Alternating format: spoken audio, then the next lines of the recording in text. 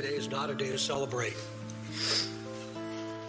but the arrest of Richard M. Allen of Delphi on 2 counts of murder is sure a major step in leading to the conclusion of this long-term and complex investigation.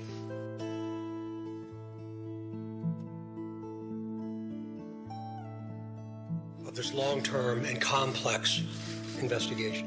Of this long-term and complex investigation. Of this long-term and complex investigation.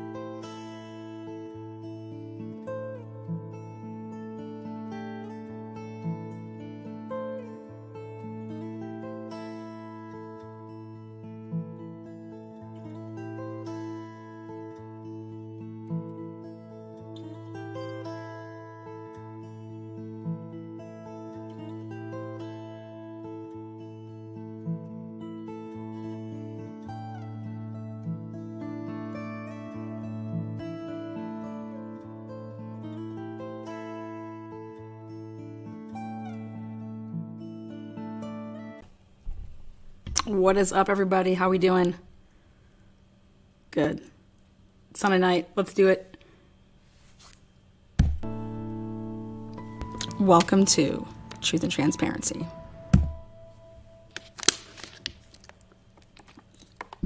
Yeah, I mean, if you're going to talk about just Abby or even Abby and Libby, we're talking about the most normal 13, 14-year-olds in the United States.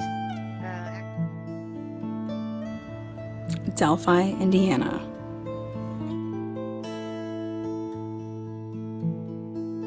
Sure. Most everything that I read, like through the Reddit, which is what you guys are going with your main time frame, a lot of that I know to be 100% true as far as the time frames. Everything's off by a little bit, but it's all a guesstimation anyways. There were a few names that I thought were a little bit off as far as like who my brothers were, who was there, who wasn't there. Specifics as far as witness statements. Some of those things I've never heard before or seen until today about certain people and certain things. Can't say that they are or are not true, but they're not anything that I've ever been made aware of. So I won't go into those details, but I would say most of that timeline is fairly accurate of what happened that day. This is Anna Williams, Abby's mother. We're going to hear a lot from her today, from her September 30th, 2020 interview.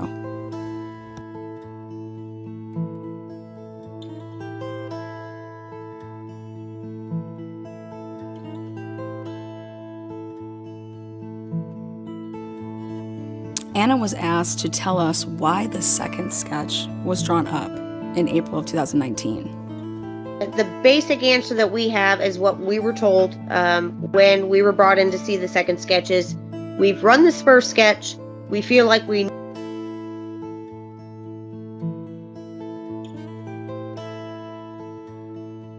all going to see something different. None of us see the same thing in a situation. Happens a lot. So there are a lot of sketches that were put together, and then at the end of the day, this one was the number one that most people felt comfortable with, and then the second one was the one that everybody else also thought could closely resemble or was another person. So they ran through everything they could up until, I'm going to say, mid-April of 2019, I believe, is when that sketch came out. We had the second big press release of the sketch, and we'd already had the audio and video at that time of the different things available, and that was when this sketch came forward. And at that time they said, we're changing directions, and now we want to see who else may have seen this person, because we've talked to everybody else concerning the first person. And it was very confusing, and it was like, wait, we've put all this faith into this first sketch for all this time. This is who we thought we were looking for, and now we've changed our minds. And they're like, no, we just want to know who else was out there that day and go over this. So not a complete dismissal, but a change in direction. Truth and Transparency is executive produced by myself, Lana Oriani. Thank all of you guys for being here, as always. Does Anna Williams think the person or persons responsible are local to Delphi, Indiana? Let's hear what she says. It would seem very hard to believe that somebody could find that bridge, because even some of the locals that do live here and have lived here didn't know how to find it. But several things come into play in that. One of those is that the old road system was taken out and an interstate was put in called the Hoosier Heartland. That was on an extensive project where even I had a hard time figuring out where the old roads and the new road connected, because some of the cutoffs were moved and you had to go another way. So it feels very hard to believe that somebody that had not lived here at some point or did not currently live here could easily stumble upon this area.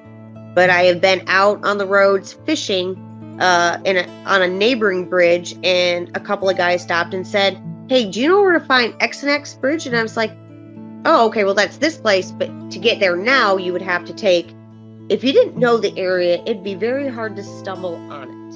It's just that. Truth and Transparency is a Home Team Productions.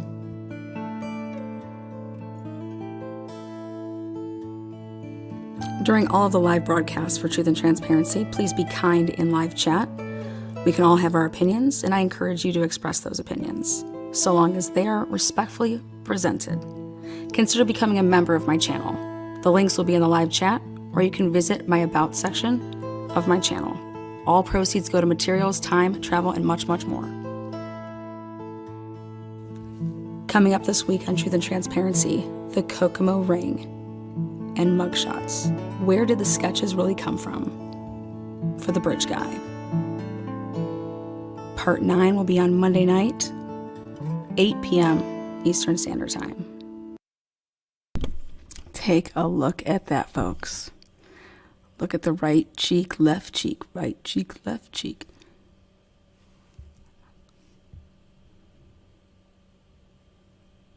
Chef's kiss.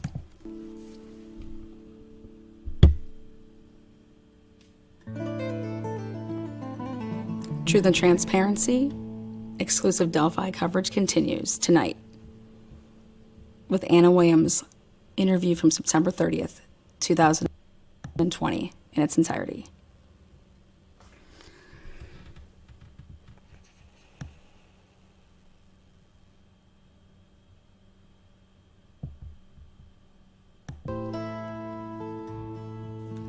Coming up this week on Truth and Transparency, the Kokomo Ring and mugshots. Where did the sketches really come from for the bridge guy?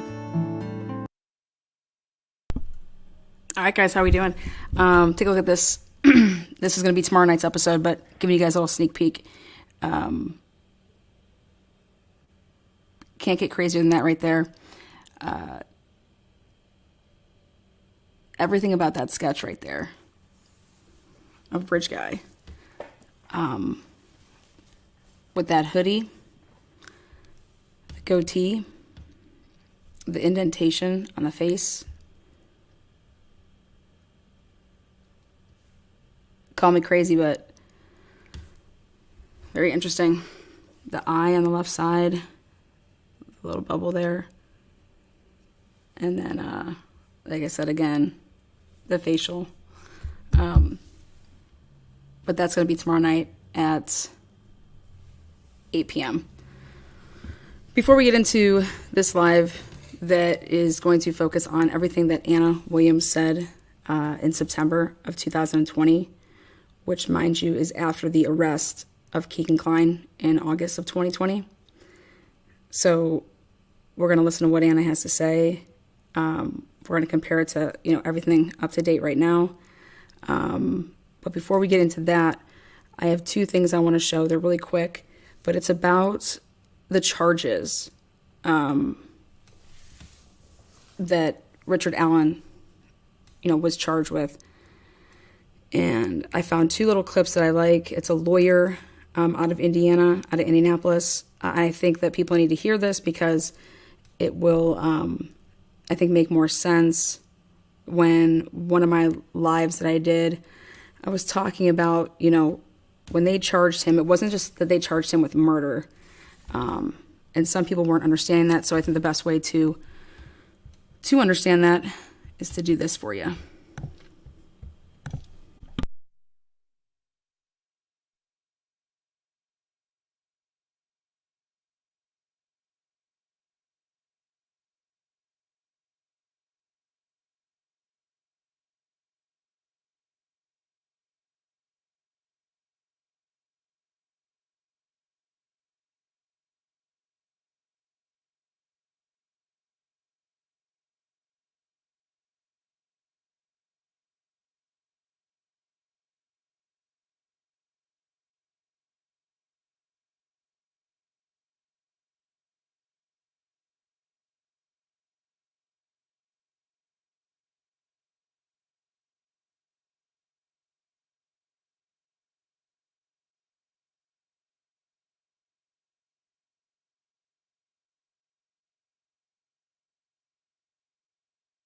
On October 28, 2022, Richard Allen is formally charged with the murder of two young girls in 2017.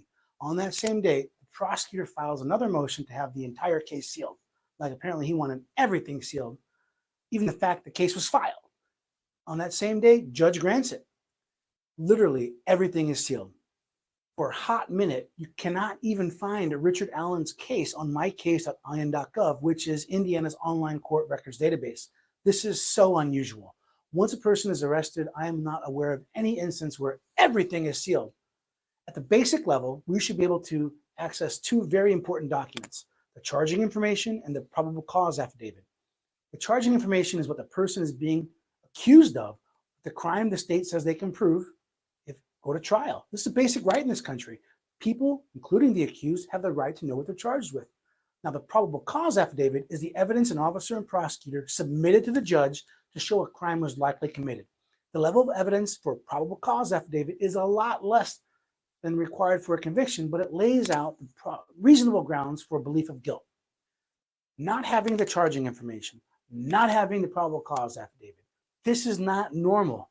As someone who's been a criminal defense attorney for almost 17 years, as a lawyer who has defended all sorts of crimes, including murder, I have never seen anything like this.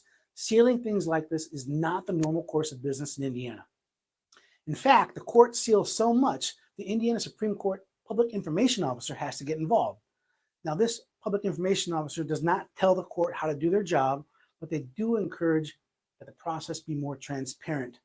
Immediately after the Indiana Supreme Court Public Information Officer gets involved, the case against Richard Allen at least appears on my case, along with the most basic information, including cause number and future court dates. Shortly after everything comes online, the judge recuses himself. Why? I have no idea. And no explanation is required or necessary. That's a good thing. We want to encourage judges to get off cases where they feel they cannot be impartial or where their ability to be impartial could be questioned. Why? Well, the American public believes in the court system, and the integrity of the judicial system is paramount. So we still have a mostly sealed case. A new judge from Allen County has been appointed, and now there's a hearing on November 22nd to see if the case should continue to be processed while under seal. Now, what can we tell from what's been filed? Well, not much. The charging information is still under seal. But now we know Richard Allen has been charged with murder, kind of knew that. But beyond that, we don't know officially too much. But there are some breadcrumbs sprinkled throughout. There are 2 counts of murder listed under the charges, but this is not what I would call normal murder. Richard Allen is charged with a second type of murder that is not intentional murder, but murder as a result of or in combination with some other crimes, some of which are pretty horrible. I'm not going to even read them out loud. You can read them right here. That's not the end of the story, though. Indiana also has something called accomplice liability. Accomplice liability basically is if you aid, induce, or cause another person to commit a crime, you're just as guilty as if you committed that crime yourself. Think about the getaway driver, just as guilty as robbing the bank. So I have a theory based on what I can see online and based on my experience defending criminal acts, including murder. I think Richard Allen is not the main show. He's somehow connected, but there are more people involved. And that makes sense. If Richard Allen was the main person involved, why not just charge him with normal old-fashioned murder? Why charge under this weird Section 2 murder? By charging this weird Section 2 murder, the prosecutor now must prove additional facts, such as other crimes have been committed. And I'm going to let you know a little secret. Prosecutors are just like everyone else. They don't go out of their way to make more work for themselves. They just don't do that. I believe the police know that Richard Allen is somehow involved, and they're trying to shake this tree to see what else they can get. I believe he was somehow involved with the online chat rooms that other suspects and individuals have admitted to taking part in with these young girls, and that somehow Richard Allen facilitated the meetup with these two young girls and the man that ultimately committed these heinous crimes. Now, I'll be the first to admit, this is all just theory and speculation because we don't know what the official charges are. We don't know what the probable cause affidavit is because it's still under seal, and that's not how things are supposed to be in Indiana. Most importantly, you must remember, Richard Allen is innocent until and unless he's proven guilty in a court of law. If you have any questions about this strange case, these strange developments, give me a call. 317-632-3642. Just call him. Remember, just give him a call. Plead the fifth. I love it. Always plead the fifth. Mark Lopez, just give him a call, guys. Say, hey, I saw your video, and because I'm going to see if he wants to come on the show. But let's take another look at this. So right here, that one, and this one. Delphi murder update. Normal murder charges not filed against Richard Allen. Richard Allen has been charged with 2 counts of murder from the 2017 death of 2 young girls, but he has not been charged with normal murder. When we think of murder in Indiana, we normally think of the following as laid out in Indiana law. A person who knowingly or intentionally kills another human being commits murder, a felony. This is what I would call normal murder. And I want everyone to know, I feel terrible saying normal murder. Murder is horrible and the absolute worst crime capable of being committed. Normal murder is what I would call Section 1 murder. This is not what Richard Allen is charged with. Richard Allen is charged with Section 2 murder, which is commonly known as felony murder here in Indiana. Now, how do I know this? Well, as of today, everything is still under seal. But because I'm constantly dealing with Indiana courts in my role as a criminal defense attorney, I can see some online clues.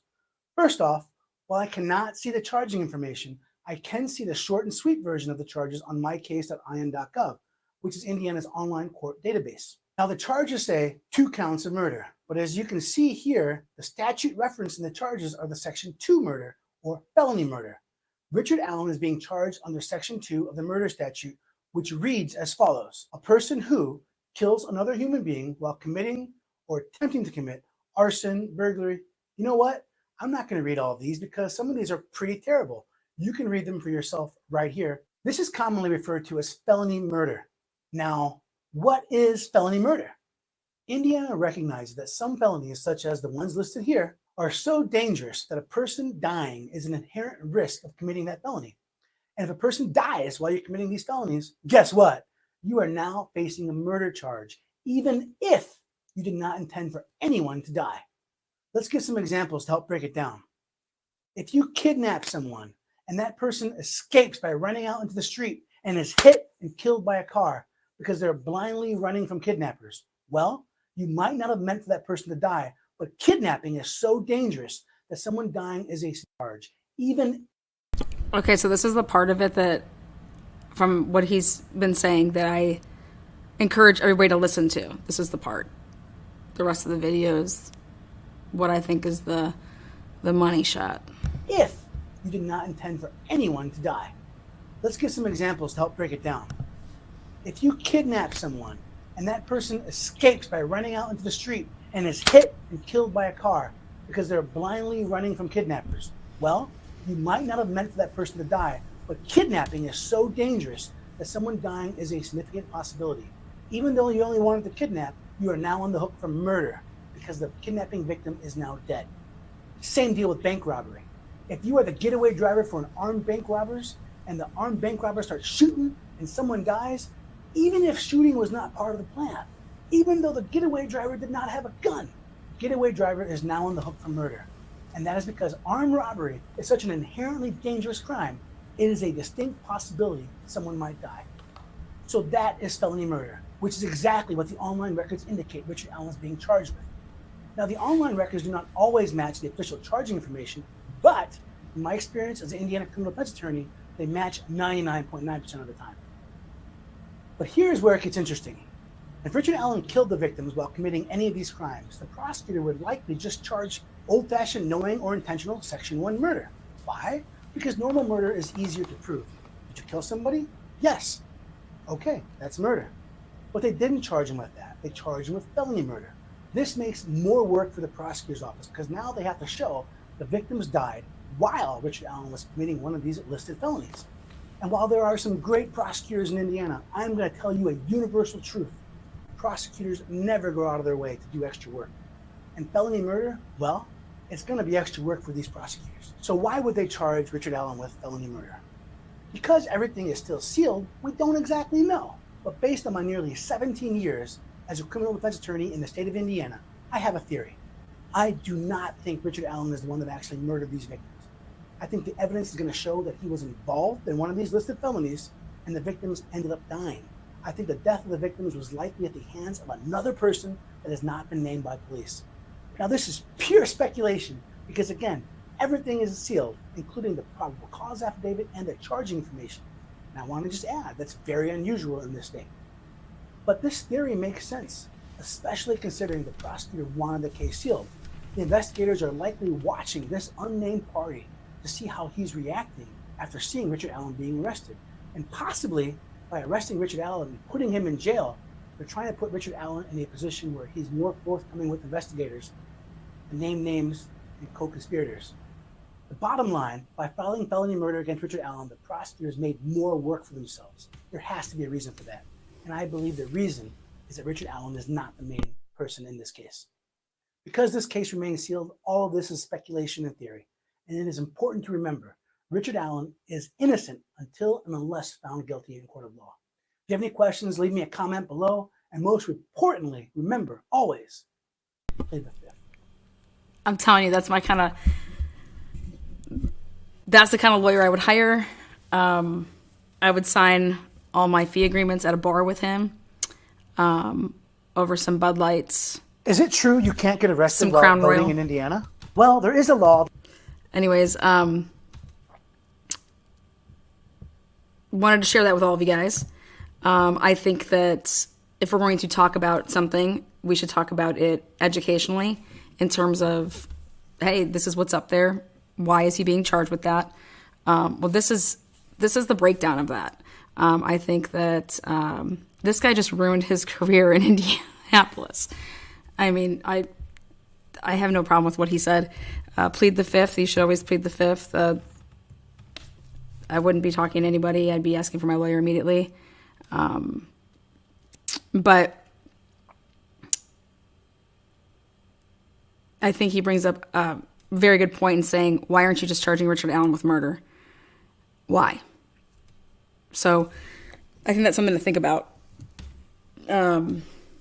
Like very, very much so think about. Now we're going to take what he just said, okay? And I found, I want to give credit to the two guys that did the interview with Anna Williams back in 2020 in September 30th. This would be after Keegan was arrested in August of 2020. So this interview, Anna is so forthcoming in terms of she answers a lot of questions. She says it how it is in terms of what she knows, what she doesn't know, what she thinks is rumors, what she doesn't, what she's never heard before. So I wanted to share this with you guys. If you haven't seen it, I know that a lot of people, as much as they've been following this case, there's people that haven't. So yeah, and then we're going to take what she says and at different points, I'm going to pause it, but at different points to compare what she said then to what she's saying now. Or I shouldn't say what she's saying now, but what has happened now. So let's take a look. Again, I want to say hello to everybody in chat. I saw that I have a new member join up, so I like to give a shout out when that happens. Shay, Okay. Thank you, Shay. Appreciate it. Welcome. Welcome, freaks. I just had to.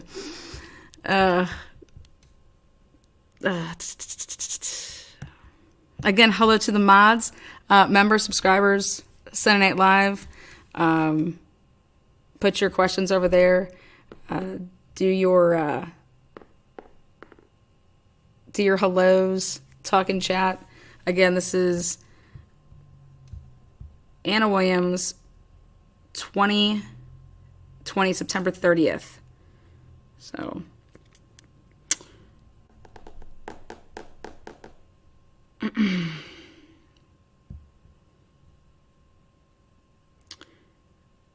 I'll give you my take on why I believe they charged him with murder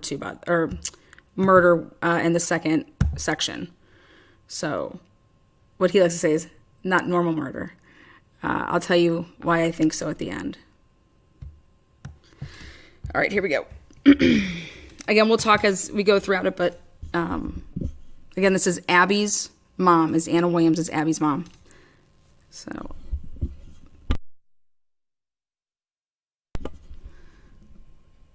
Angela, thank you so much. I just blow minds left and right, girl. You should see me on the dance floor.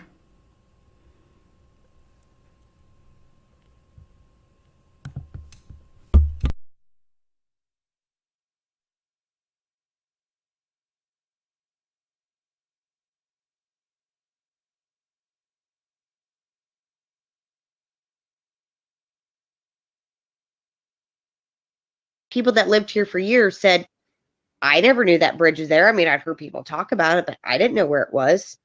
So it's kind of a 50-50. It seems more probable that it's somebody that did live here or currently lives here as to the location of the bridge. Because there's a lot of talk about a trucker, but you were saying it's not really that accessible or common for truckers? For that particular road, I mean, if there was a detour that you had to go around, you might go there, but it still would lead you to other roads in a roundabout way. Like, just so you guys know, in the opening 6 minutes, everything, the clips that you saw, that brings us right to here. So if you're wondering why this is starting where it's at, that's why. if somebody was, we have a lot of fields here in Indiana, a lot of corn, a lot of beans. If nobody's hurt, Indiana. If you were dropping off or delivering, which you would not be in February, it would seem unlikely that a semi loaded down with anything would be on those roads. Nor could you see it from the Freedom Bridge or the High Bridge to notice that a couple of kids might be walking by themselves if you felt so inclined to target somebody. Just doesn't seem very probable. Not impossible, but not very probable. Okay. Grotto. So that kind of actually leads into what my first question was. In multiple interviews, you've gone over some information about why you and others have believed that it's local. And you mentioned the Hoosier Highway. Some people have mentioned that that's the reason why it could be someone from out of the area, and that, you know, I-65 isn't that far. You're only a couple of hours from X state, X major city. But as you've mentioned, even though it's not that far, it's quite an extensive network of roads, and only someone who's local or who has been into the area multiple times would really know how to go about. That's correct? I feel that way. Because I remember what the roads looked like before the interstate came through, and now to go out there is a little bit different. Not 100%, but you would have to know where the old roads were and where they moved roads, where the ballpark that we're building. There was a road called 218 that sat on the south side of our property that is now currently on the north side of the property. You can still see the old gravel pathway in the raised road where 218 was, but when they built the road, they moved 218. So it's the same, but it's different. It's about a mile difference where it's located, and those connecting roads towards the bridge are very similar. The ones off of the old 25 are not all the same for Hoosier Heartland, which is the interstate. It's not far from Indy, it's not far from 65, it's not far from anywhere, but that particular bridge Monon High Bridge is considerably off the beaten path. It is not a well-known. There probably aren't even signs that say Monon High Bridge, turn here and then turn this way and go that way. It's just not. It's a local thing. It's an old abandoned bridge. The locals know it, but you're not traveling to. So right here, Anna gets a check in my book. She said it was going to be somebody that was from Delphi, knew Delphi, whether they, still live there, but they were definitely, they knew Delphi. So To see this. It's a local On- trail, basically. Yeah, it's a local historical point. So we have a question here that kind of leads into what I was going to ask. We had talked about the recording. We'd all given our opinions on it, and we had given a couple possibilities. I had said, to me, it sounded like he might have a weapon because it wasn't as forceful as you'd expect to be like, get down there. It almost kind of, you could picture him holding something and nodding towards it or something along those lines. And then Grotto had asked about maybe did he know the guy or something along those lines. Could have been a guy that worked in the area for the bridge or something like that. So that kind of relates to this question from Heidi Zito. First, I am so sorry. She says, do you think the girls knew the killer? So if we don't believe that they did. We have nothing in concerning any social media accounts because the FBI did all the backgrounds. Nothing indicating in when they popped up, when Libby took the picture of Abby on the end of the bridge, and then where we have this audio thing going. Is there any indication they're like, oh, that's so-and-so, that's somebody's brother, that's so-and-so's uncle, that's Mr. So-and-so? They don't seem to have any inclination. We know that a lot of family members have been brought up in this. We're well aware of that. We deal with that every day. But if the girls knew it was Mike Patty or Cody or my dad or a family member, I feel very certain that they would have said, oh, well, what's Uncle Dave doing out here? What's Grandpa Mike doing out here?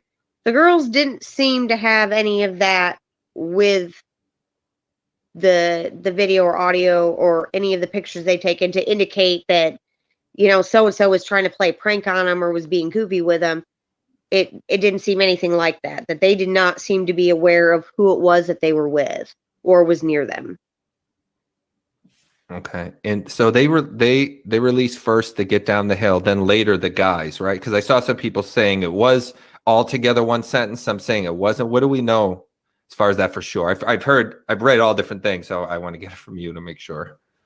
There is less than a 3-second gap of the guys and Down the Hill in all legitimate form about the time that somebody would to greet you and you were to respond and then say Down the Hill is the amount of time. Hey guys, Down the Hill. There's not long minutes of pause. There is seconds of pause. So it could be that the girls were even responding, but they muted that part out or something. I don't even think it was that. It might have been, as rude as it sounds, the typical teenager, huh? What? There's a brief, like I said, a half second to a second pause of the actuality between what they've said. So I want to say something with this, guys down the hill. So she's saying guys, and there was like a 3-second pause, and then down the hill came. And I liked her example there because I think that that's a logical thing to say. Like, I always, when your kid says something, you're like, or you say something to your kid and they're like, huh, what? Like, are you talking to us? Like, huh? So she's saying when the family was told this, it was guys and then 3 seconds down the hill. So,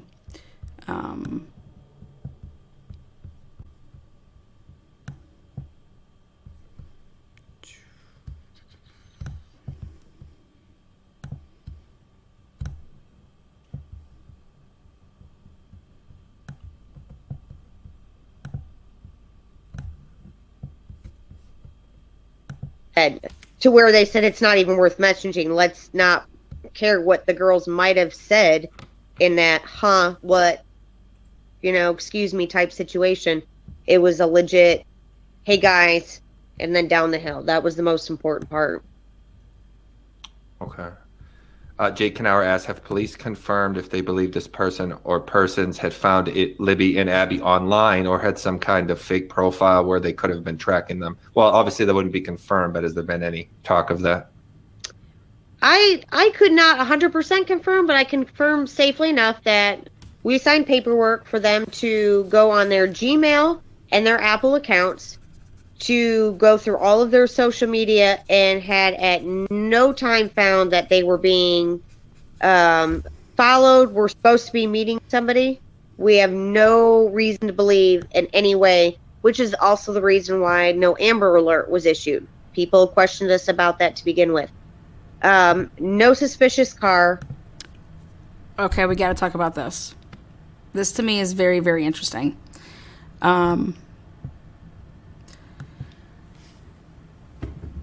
Not planning on meeting anyone? Well, what's all about Anthony Schatz? We went through their Gmail, Apple, social medias, everything. They tore it apart. Nobody was following them. Nobody was tracking them. They were not planning on meeting up with anyone. Now remember, this interview is September 30th, 2020, which would be almost a month after Keegan Kline was arrested in August of 2020. So this happens a month after Keegan is arrested. So this part of, and what she's saying here, could she be lying to us? Absolutely. Do I think that she is? No. Could law enforcement, be lying to them? Sure. Law enforcement can do whatever they want. No inclination that they were meeting anybody that might have been different than who they said, because they weren't meeting anybody. They woke up and wanted to go, and they went. So we feel like very strongly they've gone through all of those possibilities, and we have no reason to believe that they were meeting somebody that wasn't who they said, or that they had fake profiles. Abby did have a Facebook profile that I was unaware of, because she knew I didn't let her have one until she was 14, much like she couldn't date. Anna just said here that neither of the girls had fake profiles. So let's back up. I think that that's interesting that she says that none of the girls had fake profiles. It doesn't mean that other people didn't have fake profiles. So something that I saw and wanted to point out is she's basically saying that none of the girls had fake profiles.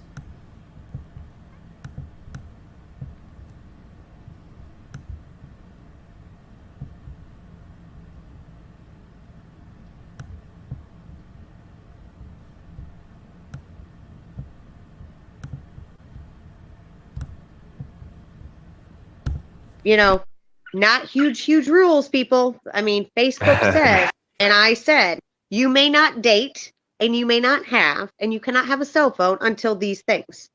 And she hid it from me, but it also said she worked at the Krusty Krab.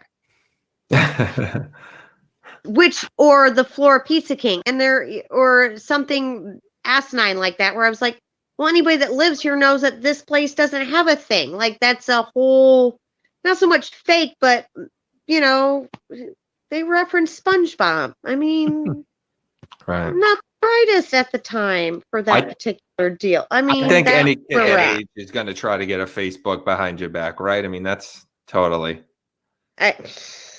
When I was 12, I was in AOL chat rooms. I'm sorry. Yeah. There are worse things that kids were doing probably at that age. So this was like, at the end of the day, when I saw it, I was like, grounded again. Grounded again. Here we are, grounded again. So, I'm going to get one more question in Grotto then, because I know you have a couple more also. So just trying to make sure to include everyone. Dave Wilson asks, was there a homeless camp around anywhere close by? I think meaning that you could check to see a drifter that matched that description or something along those lines. Yes, there were inclinations that there was a gentleman that may have been on probation in our state that was from another state that had allegations of other crimes out of our state that may have been in the area. All of those allegations have proved to not be true. We don't have a large homeless population in our area, including that area. It's pretty far remote. There's lots of other places that would be much more accessible to somebody that didn't have anywhere to live than that particular bridge that could be out of town. So I can assume as to what some of those rumors were about without saying the gentleman's name that was involved and said he lived out that way. No, we don't. It's a town of less than 5,000. We very rarely get people of low means that just show up at our town and camp out there for days. It just doesn't happen very much. Okay, Grotto. Yeah, so just to kind of go off of some of the questions that people have had and, whether or not they were meeting anyone out there, looking at the photos, like just myself looking at the photos of the girls online, obviously they both look fairly innocent, and some people might think that they may have been ignorant and would have approached an adult that they may not have been familiar with. But I do remember seeing an interview with your story about you and Abby leaving the store in the past. And during that encounter, you identified that she'd been old enough to cognitively identify potentially dangerous situations and perceive threats from strangers. But you've also already kind of touched on the topic about whether or not they may have known the person. And I mentioned that perhaps the person could have been initially posing as an employee of the reserve, but there had been some talk of a weapon, so that kind of seems like that may have been more of what it was. Is that correct? Yeah, we did. We'd had a Thank you, minimal Jackie. incident of somebody at a local store. I noticed him when I walked in, but when people are standing at the checkout and somebody comes in the door, you tend to look up because you're going to run into somebody in town 9 times out of 10. You're not going to slip past a teacher, a coworker, a friend, somebody the kids know, and you're going to wave and say hello. This particular person did not. I remember seeing them as they were checking out, but they were sitting in their car while we walked out. I was unaware how close we were parked to them. And I think he said something in reference to, you look like you know who I am, or you know who I am. And I said, well, I apologize if I don't remember. I've worked in a lot of different places. I'm not great with names, but I remember how he looked down at her in the car and then looked back up at me. And we just immediately left. And she's like, Mom, that man made me feel creepy. I was like, by all means, if that ever was to happen again, especially because you're going to be dating and driving soon, that if somebody was to talk to you like that, you turn around, you go back in the store, you wait until somebody walks you out, you call somebody while you're in the store. If you ever feel that way about anything that you just felt, you need to find a way out. Like, don't sit there and deal with it. Leave as soon as you can. Be safe, be smart about it. There's lots of things you can do rather than that. And I feel like both girls were aware of that. They had been around enough people in school and in the public in just general circumstances that they did recognize things like that. And I always felt it was to be honest about what that really feels like. Absolutely. And I had read, I know Libby, I believe Abby, they were either one or both was into forensic science and stuff like that as well. And that people were thinking that might have even been why she pulled out the phone. I mean, it's a quick thinking kids. Yeah. And we'll never know for sure how everything transpired until this case is solved. The girls were out taking pictures. Libby was taking pictures. I feel there's a very good chance of right place, right time with cameras, and then again, cognitive thinking of she felt or noticed something that maybe the other didn't see, and then we could have just hit the lotto on this audio and video. I mean, I still am so grateful that they both did what they did that day, and they stayed together, which is what we've always preached to our girls, and most girls should know. Carry a phone, use the buddy system, let somebody know what you're doing, where you're going, that type of a thing, and stick together. Like, even if you get lost, stick together. We honestly felt that's what happened that day. Somebody got hurt, something bad had happened, but it's because somebody fell, and we'll stick together until they come find both of us, other than wandering off. So whatever happened that day, I'm still so grateful that we have the pictures and the audio and the video that we do, and how we've pulled all of this together. And I don't even care how we came about it. I'm just glad we have it. Absolutely. And they stayed together, which is what we've always preached to our girls, and most girls should know. Carry a phone, use the buddy system, let somebody know what you're doing, where you're going, that type of a thing, and stick together. Like, even if you get lost, stick together. We honestly felt that's what happened that day.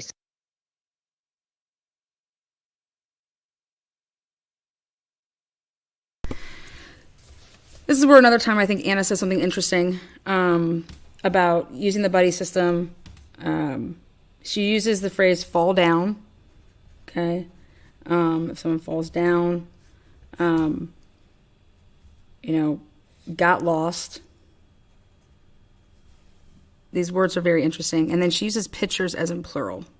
Somebody got hurt, something bad had happened, but it's because somebody fell, and we'll stick together until they come find both of us, other than wandering off.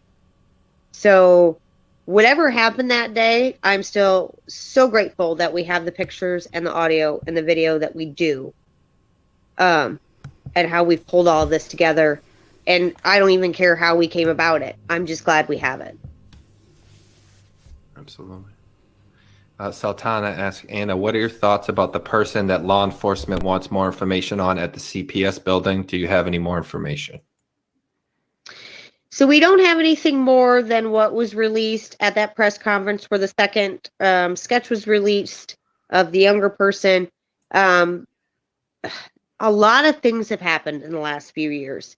And to remember all specific things, if anybody ever talked about a vehicle at the CPS building, I don't even know that I knew there was a CPS building there. I know what buildings we lost. There was a church out that way that got torn down because of the new road. All this legal easement and right-of-way came through. I don't know that I knew that there was a CPS building. I don't know that I ever heard about a car being out there. I can't say there was or there wasn't. If law enforcement says that they want to talk about a vehicle that was out there, then so be it, because it was a very rough time to begin with. And if they're saying that people said that there was, they're probably right. I wouldn't have remembered it, but there's a lot of things I don't remember in those early days. And there were so many other rumors and false things rolling around. It was Now, back in my other lives, I had told you guys about a vehicle that it came up as stolen 1 month after this in Washington. Okay. That was the baby mama of Dirk. Now, it happened in Washington, so I don't know, but they live in Delphi and travel to Washington. They have addresses both places. I'm curious if it's something where the law enforcement knew what car it was. Somebody gave up some plates. Someone said what it was, and they put stolen down just so that if somebody ever ran the plates, wherever they were, something would come up. Because what ends up happening is that those charges get completely dropped from this person. Like I said, baby mama of Dirk, which was the neighbor of Keegan. So really hard to keep it all straight for a long time. I can imagine. Southern Witch asked, were the girls seen by anyone else at the trails? I don't have an actual witness count from that day as far as how many people were out there, but I know that it was a fair day of over 50 degrees. Lots of people said, yeah, our kids were out walking about that day, but I couldn't tell you how many. I believe the count is at least 50. There are people that have pressed to actually have the names, numbers actually released for whatever reason, like that's supposed to help, because you can just, it's an active investigation, people. You don't get to demand anything from the police department. I don't care if you go to the attorney general and sign your petitions. They will do what they have to. And so I know what I know. And that was a nice enough day that lots of people that we know throughout the community said, yeah, we were out there earlier. Yeah, we were out there later. And we know this, we know that, or we didn't see, we didn't. Yeah. I would say a fair number is 50 people out around that day. So we'll do something at the end where she speaks directly to them. But if you're one of the 50, please, I say this in every video, but I think a lot of people assume one of two things: either what I know isn't big enough to matter, or oh, Anna probably already knows this. 50 people were out there that day.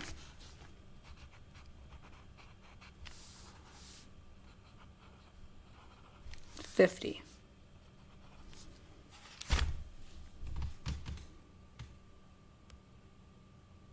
Because how could I know it if she doesn't? But that's absolutely not true. And as a matter of fact, and you and I went over some things today that were out there, like we said, and you weren't aware of them. So, guys, these cases are always like 10,000 pieces of tiny little info that you have to get the right group of them together. It's rarely like that one big, oh, it was Bill. It's normally like 10 little things. You put it together, and boom, you find out who the guy is. So please, whatever you know, if you click the description below, expand or show all, something along those lines, whatever it says there, it will, you can do that. One more question, then Grodd, I know you have some more. So Shannon Miller asked, do the Delphi police have DNA of the perpetrator? Okay, so Shannon, we are not committed to anything like that because they say there is always DNA in every crime scene. This is what Holman is reported of saying. The girls stayed overnight at Mike and Becky's house. All of those clothes are washed in the same washer and dryer. They've been in contact with people. If I was to be in the same presence with these gentlemen today, there's a good chance we'd be sitting in the same area to where something I've touched has touched them, or I've touched them in a way that my DNA is going to be there, whether I had something to do with a crime or not. And what we have to remember is what belongs and what doesn't. Because they did the DNA at our house. They did the DNA at Mike and Becky's house. They took very close family and friends DNA because anything that was reasonable was dismissed. And they're looking for the thing that doesn't belong. And that is the best answer that I have for you. And kind of on that topic of DNA, I know they just recently passed a law in your state where anyone who's even suspected of a felony crime can now be DNA tested. So that should hopefully help quite a bit. Yes, most states you have to be convicted before they take. And as of January 2019, if you are a suspect of or being all you have to be is to be asked. You don't have to be convicted of. You just have to be brought on charges of, and they will take that, which has solved other cases. I won't say better or worse than ours or more or less than ours because that's a variation, but breaking and enterings. Okay, now this is where I was like blown away. The rumor is this tools and breaking and entering and all this stuff to get Alan. Well, here she just like literally just says this, and I was like, wow, that's kind of crazy, weird. So the other thing about the DNA, I think right there she's basically saying, yeah, there's going to be DNA there. They probably have DNA. I believe they have DNA of of people that they live with. So, and how she describes that is it's, if it should be there, meaning, okay, Abby lives in this house, Libby lives in that house, but they're both in each other's houses. Who else lives in those houses besides them? Who else visits? When the last time they visit? Things like that. So I think she is basically telling us that there is DNA, there's family DNA, and rightfully so because that's where they live. It's the DNA that's not supposed to be there, meaning this isn't family. It's not anyone of our family. But thought it was interesting when we're talking about here picking up DNA that wouldn't be in the system because you're not a criminal, and the whole rumors of tools and B&E, and that's how they got Alan's, DNA. So I wanted to point that out. Where they found fingerprints or DNA that they didn't have. People that do those things once will do them again. And much like ours, there's a chance that this could have happened before here or somewhere else. But without that initial contact and without them having conviction of a felony, they don't have that. Now we have a better chance. Most states could have a better chance of collecting DNA if you're being accused of, not just convicted of. This is a good one. Sean Crowley asks, what do you feel is the best way for the public to help? That is super. So please listen to us. Please listen to the things that we've requested. Please share the poster and the tip line. Call it. Messaging me personally at all hours of the day and night. Not super helpful because I can't do anything more than the FBI is already doing. We appreciate your prayers and your thoughts, but we ask that you share the poster with the tip line information. If you think you know something, by all means, call that. What's the worst that's going to happen? Somebody's going to get bothered and lose 30 minutes of their day being questioned by the police. That's it. That's the worst that's going to happen. Best thing that's going to happen is that we don't ever have to worry about this happening to somebody else. Absolutely. And to extend what she just said, guys, you have to realize, I deal with a lot of smaller cases too, and those ones get tons of messages. So you can imagine this one, it's much more well known. So please don't, if you know something, of course, you can come forward to the authorities or whatever. But if it's just something that you heard or a site, again, everyone has their own beliefs, what they believe in, but you have to realize psychics that a lot of times they get like 50 different psychics saying 50 different things. So many. So and they don't even know whose mom I am. Once I know you're Libby's mom, I'm like, oh, of all the things, I feel like you should have gotten that one right first. Oh my God. Couldn't you see that I didn't want this phone call?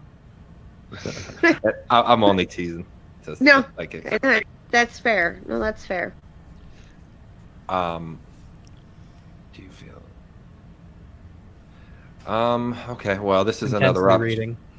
Yeah, sorry about that. I try to read them quick so I don't put something on screen I don't want to. But I guess this is decent. Do you feel it could be bigger than just a local person, such as anything corruption or targeted?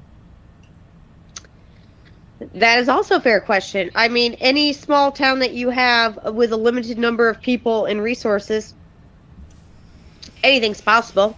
It's possible a serial killer came through here. It's possible it's a local. It's possible that it was anything other than the last thing we thought possible, which is somebody that lives here, because we're in a town of less than 5,000.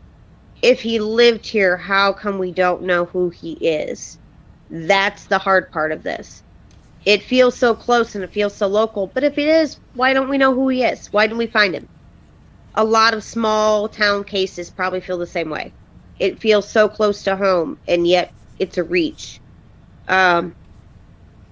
There's lots of allegations of other crimes that have happened. We've had missing girls from other cities. Some people actually, sex trade is a huge thing right now. Very scary for all of us in any neighborhood, whether you've lost a child or not. And with anybody with teenagers should be concerned. No inclination right now as to the fact that this is some big cover-up. This is not a Lifetime movie or any other major media outlet where it's just a cut and dry cover-up. We don't feel that way for the most part, because it just seemed so hard to believe that it could. If it was, we figure, it just seems like we would know. Okay.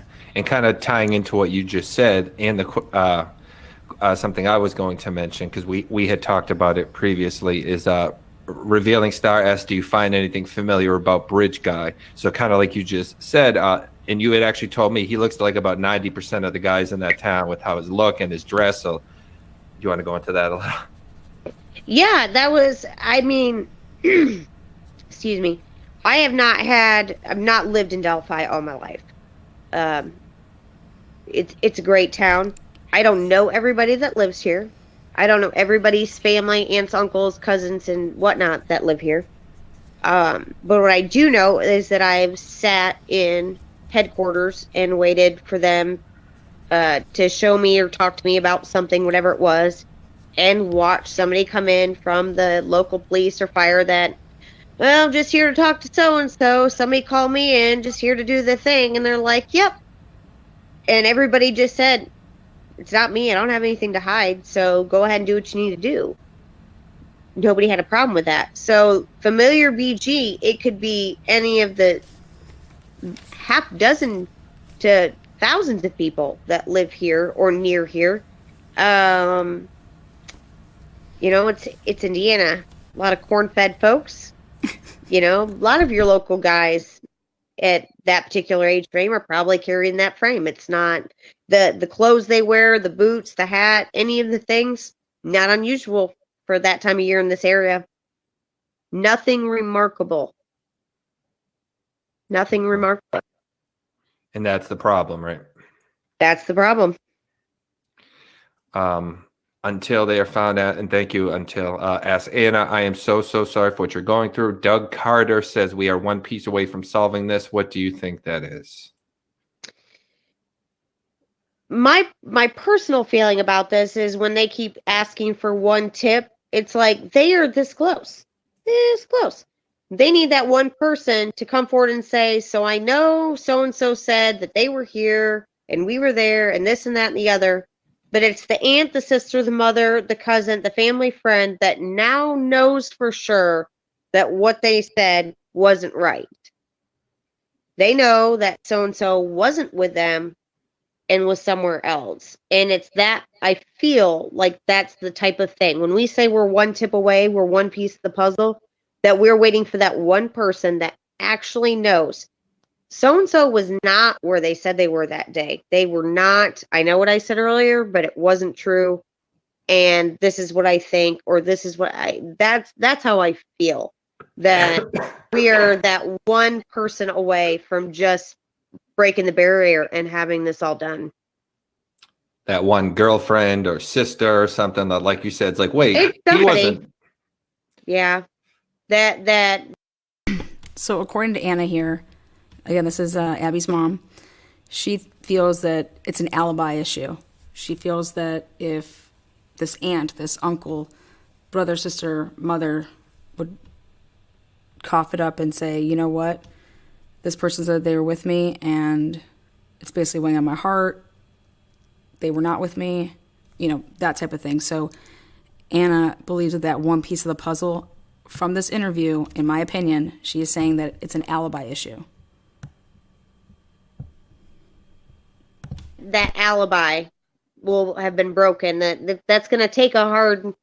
That's going to be a hard thing for them because it's probably close, you know, as it would be. Somebody had posted to begin with. If it was my brother, I would know. If it was my father, I would know. If it was, you know, I would know. There is somebody that knows that.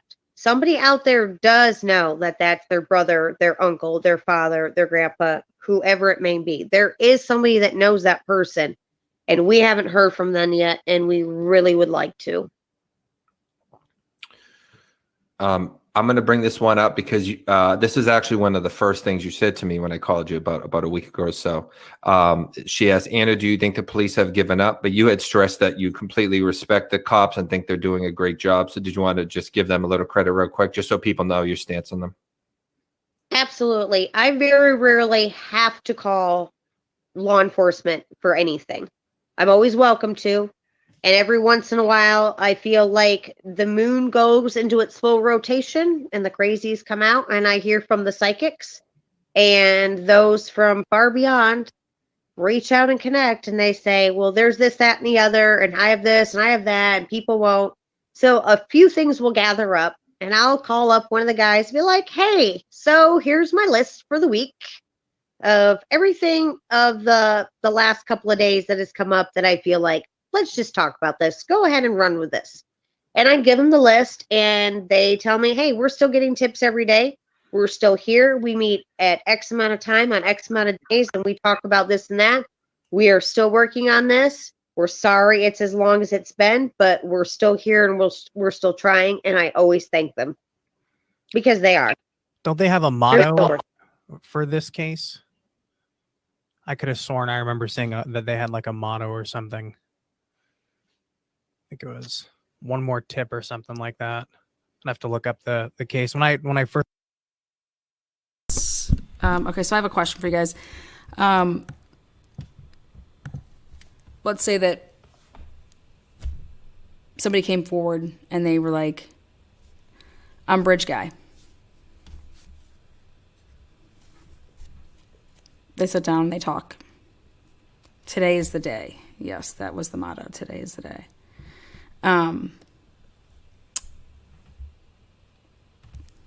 Just because you're bridge guy, does that make you the killer?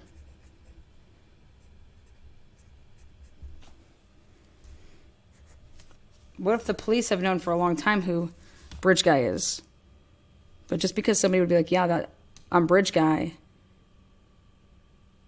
Okay, yeah, I mean, I'm just walking there. They have me walking. But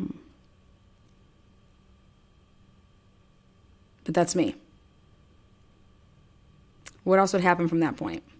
Then they're going to say, well, where were you headed? Where'd you go next? What'd you do later?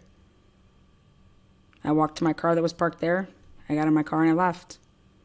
I go there often. What happens next? An investigation. I'm talking about just... And they say, well, would you be willing to give us your DNA? No. Do you have a warrant? Well, no. No, I know how this works, and you guys are going to try to pin something on me. So, just think about that. If someone says, yeah, I'm bridge guy. Oh, handcuffed. You being on that bridge, does that make you the killer?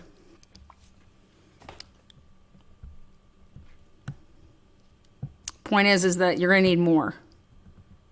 If someone was to come forward and say they were a bridge guy. So when everyone wants to say, like, how did you not know that was your husband? How did you not know that was your brother, son? Well, what if the family really, they knew, and they're just not going to go around telling the world that they know, because then they're going to be ousted. But we have no idea. We have no problem saying to the police, yeah, that's me, but I didn't do anything, you know? So I'm just curious if that could have been something, where could that have happened?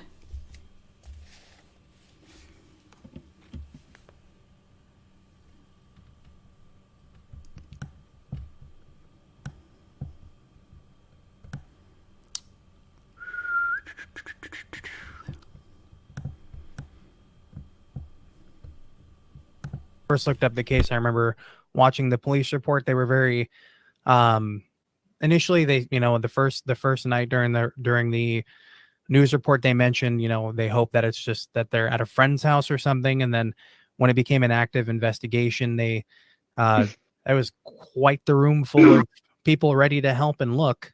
And there was like a plaque on the wall, and I just remember them reiterating that. I wish I could remember the phrase, but it was definitely worth watching.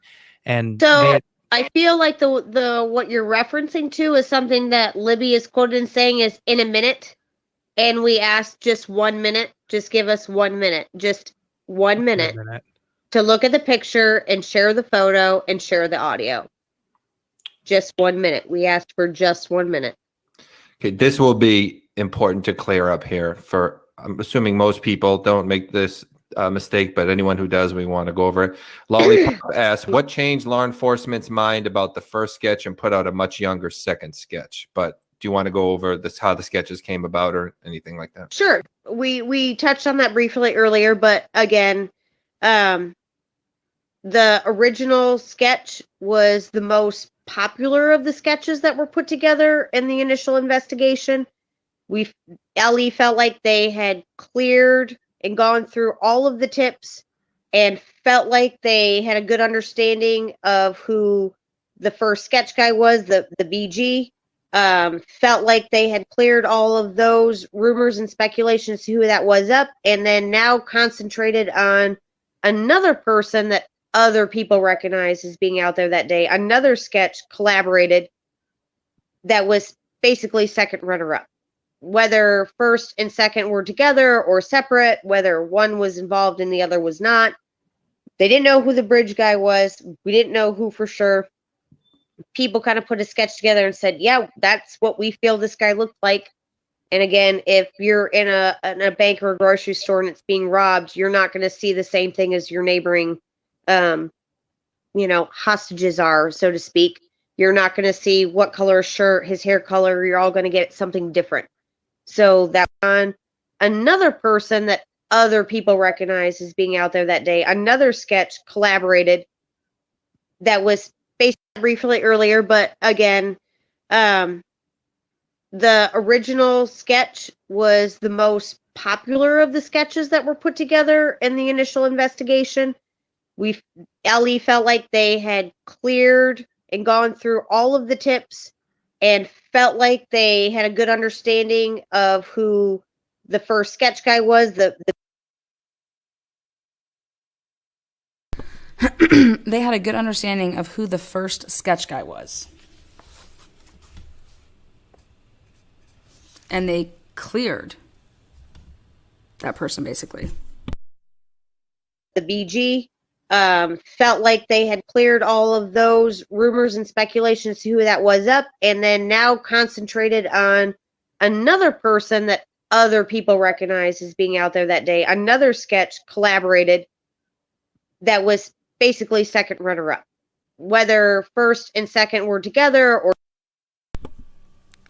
The way I take this, and I mean, I could be wrong, but how I see she's explaining this to me is that there was two different people.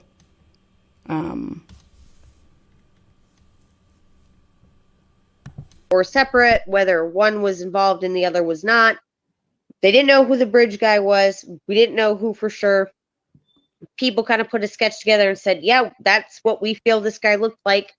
And again, if you're in a bank or a grocery store and it's being robbed, you're not going to see the same thing as your neighboring, hostages are, so to speak.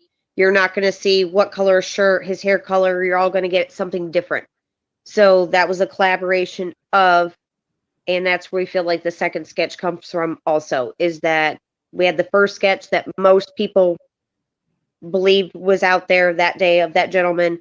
And the second one was another person they also felt was out there that day that they may not have known. Okay. That's the best I can put it. Right. Okay. Thank you for clearing that up. Stephanie K. did anything come from the guy on Facebook saying that he is sure that the bridge guy is his brother and currently in prison? I actually saw that years, at least months before I started looking into the case. I remember saying that. Yeah. Yeah, so funny story. That guy that was so hard and heavy about his brother in prison was also looking at serious time for embezzlement and other charges. And when people dug into his Facebook and started posting about that, the whole family disappeared. Really? Everything disappeared. Wow. It was sad. It is still very sad. The amount of people that will insinuate and bring themselves into something like this just to be able to say, I was involved. They want their 15 minutes. And I don't know what particular reason these people brought this particular gentleman to the limelight, but they did. And it didn't pan out to anything worth anything. Most of it being for the fact that, wrong time, wrong place. was really like there was no feasibility or probability. We don't know what brought this family on, but again, when other people that I don't even know, dug themselves into the Facebook world and the Black uh, World Wide Web and found all kinds of things, and were like, this just doesn't seem very plausible. And then it all went away about as fast as everything else has. Wow. Okay. Yeah, I remember that. Wow. It's too bad nothing came of that. But and to be clear, anything mentioned here today, whether it's by myself, Grotto, or Anna, it's all just alleged. We make no hard accusations. She's just trying to piece things together and figure it out. So it's all alleged. Dee Dee sent us a super chat. He wants you to know, he put a heart, Anna, you are being strong and are so beautiful. We are here to offer support. Thank you for sharing tonight. Thank you. I think she's talking about the police. Anne Marie Price. They have some retiring. How do you feel since they were on the case from, I guess, the beginning? She's going to say. We have had some local retirees. We've had a mayor that's changed jobs. Chief of police has changed the courthouse. There was a couple of months where there was folks leaving and shifting jobs. And a very close friend of mine and I, when it would come up, I was like, are we rallying? Is something big about to happen? Or do we just like circumstances come up and jobs change? And that's what it is. Circumstances and jobs change. It seems hard to believe that, some of the folks retiring, but Riley has done a great job for a very many of years. He has worked so many cases, and he's probably due for this retirement. He has been, much like the rest, has been a wonderful blessing to this family throughout this. We've had the pleasure of visiting with him on and off camera, on the investigation and on personal notes over dinner throughout all of this. He's traveled with us amongst him, Holman, and so many others that we've been gracious enough to be personally in our hearts. These people are family. They think about us the way they do about their children and their grandchildren. And that is the blessing of a small town. And it's difficult, but not because we're worried of some big underlying scheme of allegations of this, that, and the other thing where people are being booted out because they didn't do a good job and they covered things up. It's a small town, and mayors are mayors, and then they move on, and chief of polices get to do other opportunities, and then people get to retire someday. Life goes on. Life goes on. Grotto, I'll put this on screen because I know this was one of your questions because we talked about it beforehand. So kind of get a chat question in and yours at once. Well, we might want to hold off on that one. That's a kind of a two-parter there. So just starting on that, since actually, let's take a step back because one more question about the girls. I've seen it in chat a couple times now. Carol did ask. We know that the girls they were in band together, correct? Mm-hmm. And Yes. they both played sports together as well. Yes. Were they part of any other church groups or camps or anything like that? Okay, so they played volleyball together. They played saxophone next to each other all 3 years. They were involved with church, but not necessarily the same church. We had been to the same church that Libby had a number of years before. We may have gone at some of the same times, but like Abby had a youth group or two that she would visit with a friend that was not the same. They went to different camps in general. So they had some of the same groups, but not all the same groups. So they were not attending the same church at this time. Okay. Trying to think if there was any other groups. I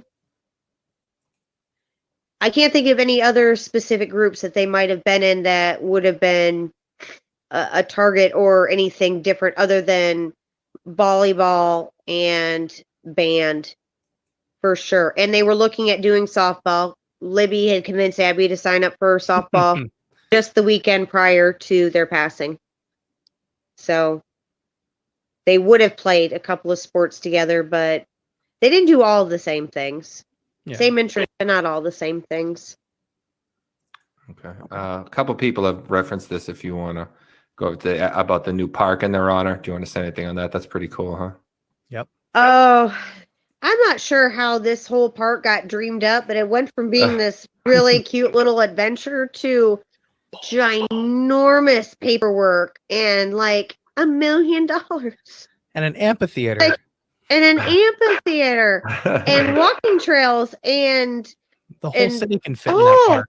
everything. And unfortunately, as most people, I get questioned at least once or twice a week, especially not so much this year, but the year before. When are you guys going to do something out there? I'm like, look, we're doing stuff. You just don't see it. Like building permits take time and you have to get paperwork. Since the stage collapsed at the Indiana State Fair, every building that we put up has to go through the Indiana Homeland Security process. Every building has to be submitted, and then you have electricians and you have the water people and the ground people and the septic people, and everybody has to agree on what we're doing and where we're putting things. And then it just takes time. We have raised money. We've been working on grants. Some of them were matched. And a lot of that just comes in the fruition of everything's in a time and a place. And this year we got it so good. We got the amphitheater up. We've got grass in the ground. We have a well in. As of yesterday, we have 2 buildings with footings poured and ready to go. We're on our way, people. You watch and see. Come next summer, we're having our concert. We're having our benefit ride, and we're going to celebrate these girls in the 2021 style of the fact that they are seniors and they're still something to celebrate. Absolutely. That's awesome that they're doing that. Oh, and someone asked if you were taking donations still. We still are. We still are. There are different ways that you can do that. We are not doing t-shirt sales at this time, although people have asked because it's their walking billboard. Ask me about how can you help? Do you know of these girls? They are or were, I believe they still are, bricks that will go along into the ballpark in walkways and against the amphitheater facing. There are bricks that you can sponsor in memory of or in honor of or with your family name or any other thing you should wish to put on there. And then I believe there's a spot on the website that you can just donate. I'll put the website link at the bottom once I we're done. appreciate that. Thank you. I got all the tip stuff already, but I didn't think to put that. Sorry. So that will be there, guys, as soon as this is uploaded. So we talked about before. I always speak with all my guests about this, but I told you, we take questions from chat. Some could be difficult. I asked you if there's anything you don't want to answer. You said, nope, I'm wide open. Of course, there are some things you can't as far as like Correct. active investigation, but you were pretty open to at least receiving any questions because there's a couple difficult ones that keep popping up. In case you did want to address them, I'll bring them to your attention. No, absolutely no pressure. A lot of people are saying something about your brother releasing information and how do you feel about it? And then other people, and I'm not saying this, I'm just saying what I'm reading, that what are your thoughts on Kelsey's inconsistencies? It's just what a few people have said. So 2 different things. One, some people took advantage of a lot of our family members in the early stages. And I do know what you're talking about my brother specifically, who was a volunteer firefighter at the time. But the same thing that I talked to you is that so many things that happened in the early stages when we thought 2 little girls were grounded for a year because they were hiding out somewhere that didn't actually happen. We could have stopped a lot of that if we weren't so actively out helping and looking. I personally was at the firehouse a lot of the time, waiting very patiently for these 2 little brats to show back up and be grounded for the rest of their lives, while other family members were actively out there. Rumors started so very early that my brother felt compelled out of his anger to probably try to clear up things and probably shouldn't have tried to help because it made things worse. And I won't touch on those directly, but I know of the messages that came up And I remember the conversation. I said, I understand how you feel about the rumors. I mean, I just heard through Reddit that my kid was pregnant, allegedly. So, or one of them was pregnant, and that's why they were killed. I've since heard that it's my fault that the girls are dead because I've had a lot of boyfriends. Probably made somebody sick, and that's why they killed them. I've heard everything under the sun. It's aggravating and frustrating that people say things about that little angel right there that people can even, and they like to dwell on that. Child, guys, a child. Yeah, little person. And that's very difficult. As far as inconsistencies that people say allegedly from Kelsey, ask me what I wore that day, or what time I left the house, or what time I specifically got the phone call, or who was with me. I couldn't tell you. It's not inconsistencies or changing the story any more than people said that there was a picture of Abby on the bridge wearing a sweater that I took a picture in by another bridge, and that it was the same bridge, and it's not the same bridge, and it's not the same jacket. And at the end of the day, it's a jacket, and it had no bearing on anything, but people sure wanted to dwell. Focus on the timelines as best we can, because none of you remember what all you did yesterday and what time specifically. It's all an approximate at the best we can. And sometimes we were asked to recall this days upon days, and then weeks and months, and then a year after the fact, where I'm still trying to remember what day of the week it was and what all happened, and going through time schedules to know for sure, because it's so in your mind of every moment of how you felt that day. But don't ask me what time it was. Right. I know about the time because of the records, but that's about it. And to be clear for anyone out there, particularly if Kelsey happens to be watching this, I only mention that because I didn't personally see any inconsistency. So those weren't my accusations, but I have seen them out there. So I felt it would be good to clear up for people who think there are. Absolutely not. Are we saying that? It's just something. Nope. In these cases, everyone says everything they can. So you try to clear it up. It's exhausting, the amount of people that question us. It's so exhausting.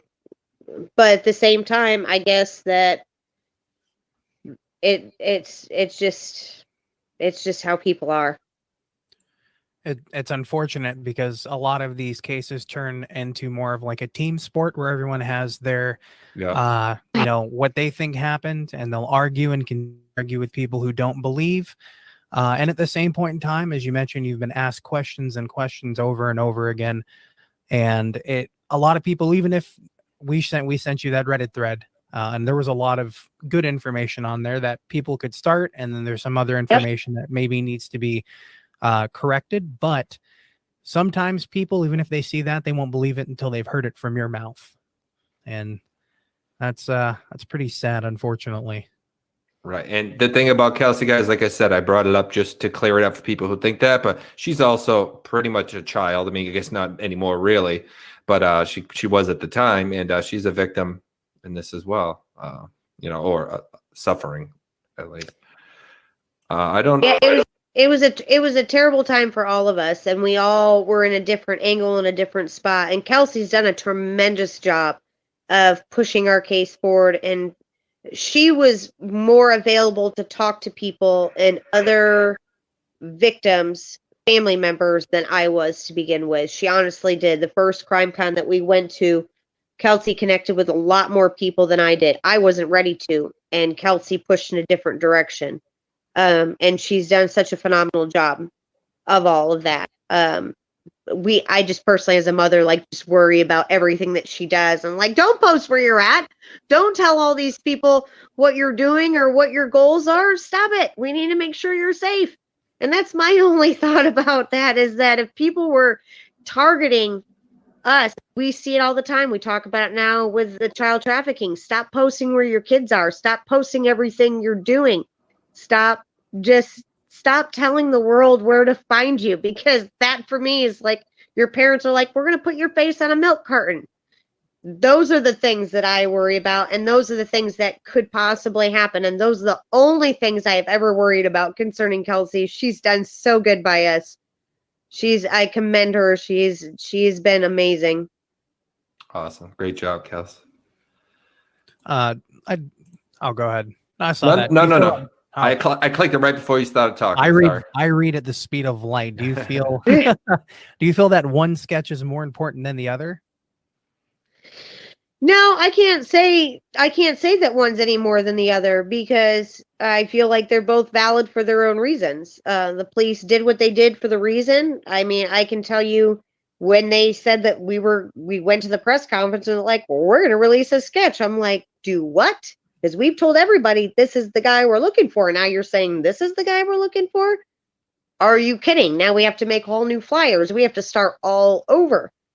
But as they explained it, it was like, all right. I mean, you guys have to know what you're doing. You've been doing this. Okay. So here we go. So this is what we're doing. Okay. This is another one I bring it up just for the sake of thoroughness, but again, you might know an answer, particularly because it involves someone young. But someone asked about Abby's boyfriend. Oh, yes, there was a young man that apparently she was seeing, much like the Facebook thing. Apparently, there was a young man from a neighboring school that she had come into contact with. They appeared to have been hanging out a little bit. Since young man has moved on reasonably well, has a very good career in life, has chosen a very good path. He was a little bit older, and I was going to say he must have been, yeah. Not by much. So literally, Abby would have been 17 in June. 17. That would make him 18, almost 19 at this point. So he was at least a grade, if not a grade, and then a little bit older than that if he was a late start birthday. I think he was. As far as where the birthdays fall and when you can start school. His family's doing well. His family's doing well, and I remember standing in a large chain store looking at stove with my significant other, and out of the middle of nowhere, he says, "I hope she got her first kiss," and I was like, "I beg your pardon." He was like, "She was a good kid. I hope she at least got some of the first." I was like, "No, they held hands and stayed 6 feet apart the rest of the time because I will not have any of this." But in my heart of hearts, he cared about her in the time that they knew each other, and their family experienced a difficult time because of what had happened here, because they were questioned extensively. But yes, there was a boy, and he's doing quite well and is moving forward in life. Awesome. There are quite a few people in here. I just want to say we do these every night. Click subscribe, set the notification bell to all if you'd like to help these families that are suffering and could really use your help. And if you have any information, particularly on this case, guys, please come forward. A lot of you joined later, so I said this earlier, but you probably didn't see it. But no matter how small the detail is, how inconsequential it may seem, how much you may assume Anna already knows it, please come forward and say it. Never assume that. We'll try to get a few more questions in. I don't know. There's always this point in the interview where I start to wonder, am I like badgering them with too many questions? I don't want to throw everything, at you. But we'll see if we can get a few more in. Are you comfortable going for a little bit longer, Anna? I'm good. Okay. I saw one question about with the DNA. If I looked her up while I was doing this, so I knew I wasn't getting trolled, but person who said it wouldn't have done that. It was CC Moore. She looks to be a famous someone who works in the DNA field. Have you heard any talks of that? Oh, yes. She's probably one of the multiple people that has been brought to our attention. And the big thing with that is that people feel like they can demand release of information or evidence that she could have. I don't know that that's possible. I don't know that the FBI or law enforcement is willing to do that. Not saying that they haven't done everything that they can, but I don't feel like they've run out of that option yet.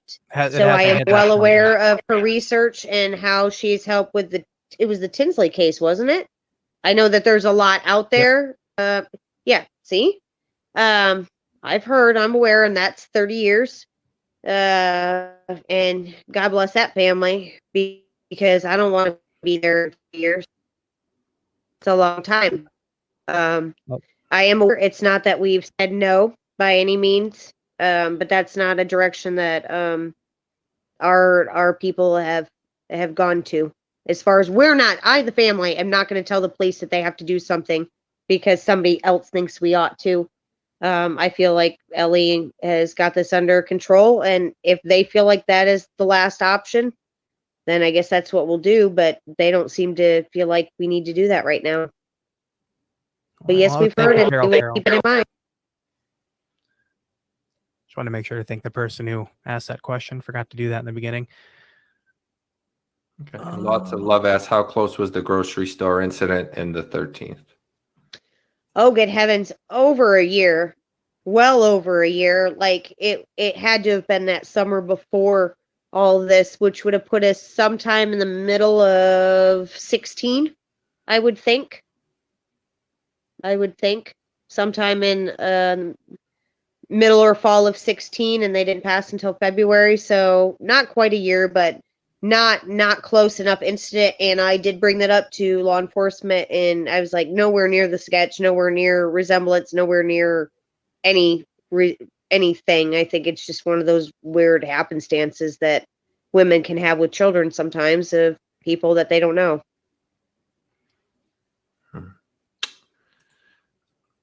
Dixie asks, did Abby call? I know the answer to this, but I don't know how many people in the chat do. So did she call you and ask to go to the trail? Just to clear it up for people who don't know. No, she did not call and ask me to go to the trail. She asked if she could stay at their house, and I said that was fine, but I had to go to my second job, and if she couldn't stay till 8 o'clock, then she needed to come home and I would pick her up.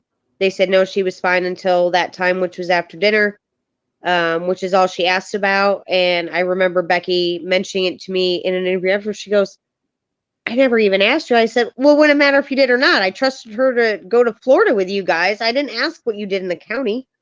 Like, you're at their house. If I trust you to be there, then whatever they choose, for the most part, is acceptable. And so she was there in their care, and I know they did the absolute best. That's all there was to it.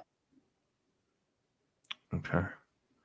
And someone in chat just kind of mentioned that there was a family member who told Sheriff Toby that the girls would just take off for hours. But obviously, I'm from a town of about 12,000 people, and I know it doesn't look like it now, but there was a time in my life where I would walk 5, 6, 7 miles, and I could be in a tree, I could be out overnight. So when you're in a small town like that, and you know more than 50% of the people, you don't always have to worry. And there's unfortunately a lot more trust. So now I live in a city. Guess what I don't have anymore?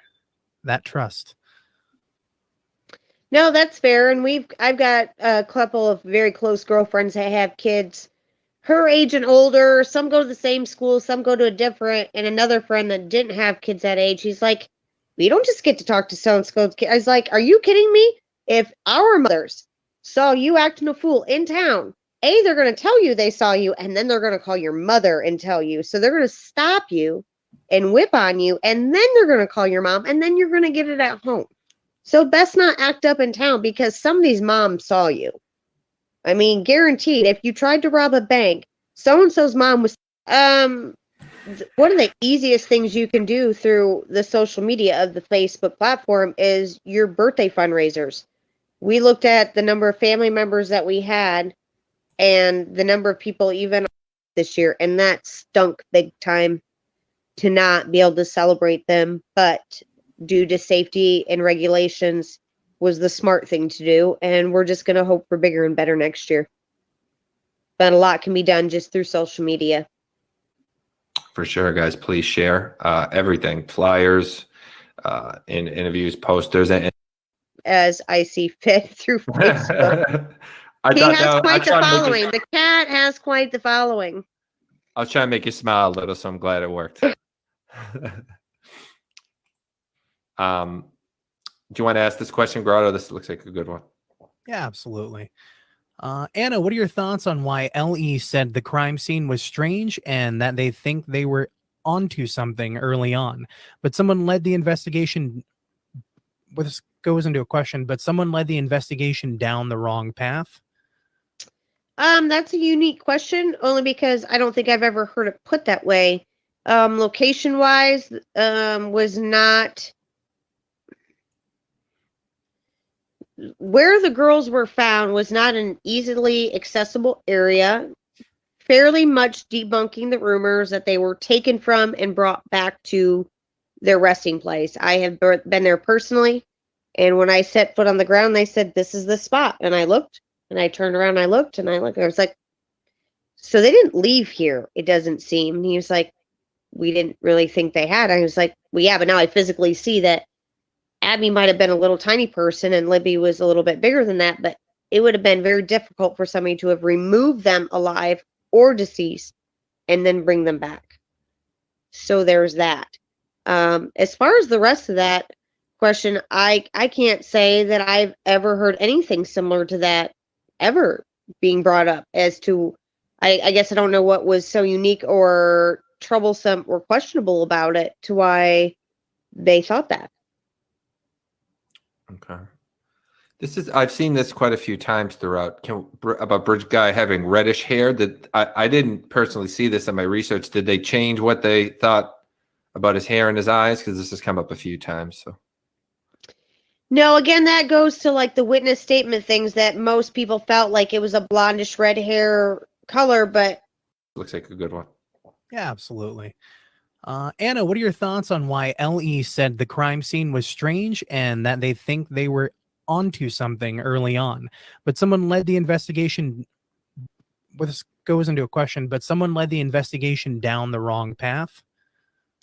that's a unique question, only because I don't think I've ever heard it put that way. As far as the rest of that question, I can't say that I've ever heard anything similar to that ever being brought up as to, I guess I don't know what was so unique or troublesome or questionable about it to why they thought that. Okay. I've seen this quite a few times throughout about Bridge Guy having reddish hair. That I didn't personally see this in my research. Did they change what they thought about his hair and his eyes? Because this has come up a few times. So No, again, that goes to like the witness statement things that most people felt like it was a blondish red hair color, but everybody seemed very convinced that he did not have blue eyes. okay. So I don't believe anything remarkable was done as far as DNA testing or anything like that. It was just one of those things where when generally those with red hair have considerably bright bluer eyes due to those genetics, and that most people said, nope, it was not one of those. So that's the best I can do with that one. Okay. I didn't realize how popular Bongo was until just this moment. He's going to have his own Facebook page or a following or something, because I have other friends who are like, so how's Bongo? I'm like, I'll send you updates. He's not that great of a cat. He's very ornery. And he whines. He's got like Maine Coon in him, so he cries like he's a problem. But yes, there will be a very large party, and it'll probably go across. Yes and no, as far as the person you're speaking of being Ron Logan, the property where the girls were found, and that was one of the first people they talked to us about. And I knew Ron on a personal note well before this, and I regret to say that I've not had the opportunity to personally speak with him, and I've seen him a couple of times in social situations and did not feel like it was a good time or it was too confrontational for anybody to come up and say, look, I know that you and I both know each other from all these years ago, and never once when they said, well, we think, did I say, oh yeah, absolutely not. I thought they were outside of their mind. It didn't make any sense. I was like, I only know them, in this type of atmosphere, but nothing I ever saw made me think that that was that kind of a guy. I mean, obviously, nobody, including all of our family, has ever been cleared of anything like this on the most official of capacities. But Ron has not been looked at for a considerable amount of time because they do know where he was, and it was an unfortunate circumstance that his property line was where the girls were found. At I can't remember the name of the property. but they said no one is even home at that time. Correct. It was about, Logan's property. Something I want to bring up here is that she, basically just said right there, Ron Logan, no way. She had known him for a while. So again, this is 2020.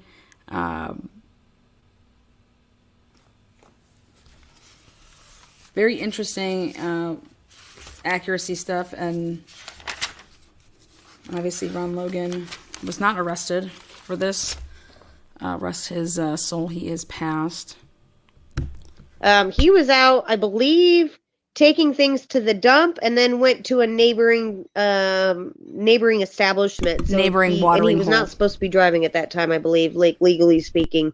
And that was the long and the short of it in that situation. Oh, that's I don't know. I guess alibi for one, and not an alibi because there was a reason. He was out doing Right. something. He was gonna. Yeah. If he gets popped, he's going to prison. Dixie asks, are Abby's simple. Angels Christmas boxes still going to be done this year? Yes, they are. We don't know in what shape or form they're going to be done because of the social restrictions, but we have a backup plan to our main plan, which generally we meet at our honor. We're happy with that too. We're actually going to look at putting the Facebook link through Abby's Angels in the boxes this year, because then we can might hear back more about where the 300 plus some go, because they're just now being delivered. Some of them, they don't get those boxes 3 weeks after we put them together. Please come forward. Please help us all sleep better at night. Our girls are going to be seniors this year, 2021.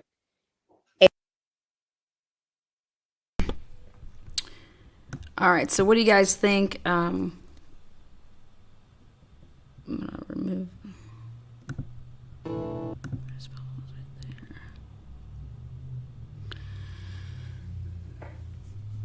Thoughts from you guys? Again, this was Abby's mom back in September of 2020, September 30th. It was 50 people throughout the day, not necessarily at that exact same time. Yep, 100% it was. They just said, hey, anybody that was, there that day. So 100% it was 50 people. And it could have been, people before it, people after it. I'm guessing that people wouldn't be there too much after it, unless you're going to be asking people to start, looking, because you're going to start asking everybody hey, have you seen, 2 girls?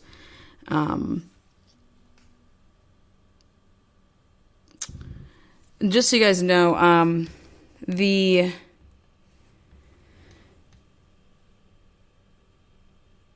stuff that they were referring to when they put up the questions about her brother, it's her stepbrother.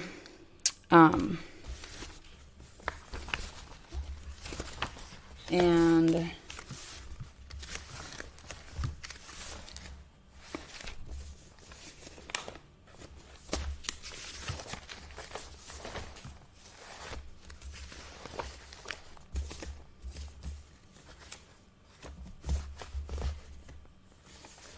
your skin, so it's David, and I can show you those text messages. She kind of, didn't really touch too much on it, but that there's just a lot of rumors. I can pull up those messages. Something that I want you guys to see right here is this is for tomorrow night. I'll be going over where I think they got some of these sketches. Because, look at this. Everything about that sketch right there, next to that mugshot. Wait till you guys see how this all flows. But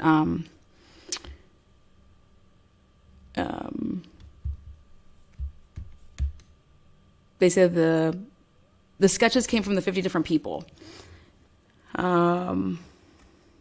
Obviously, Alan was arrested. But if you can remember back to what Doug Carter was asked, is this bridge guy? Is this bridge guy? And he says, this is the guy that the judge signed a probable cause warrant, and he's arrested for 2 counts of murder. So, anyways, I think if you go back and when I wanted to break down everything that Carter was saying, it's for stuff like this. RA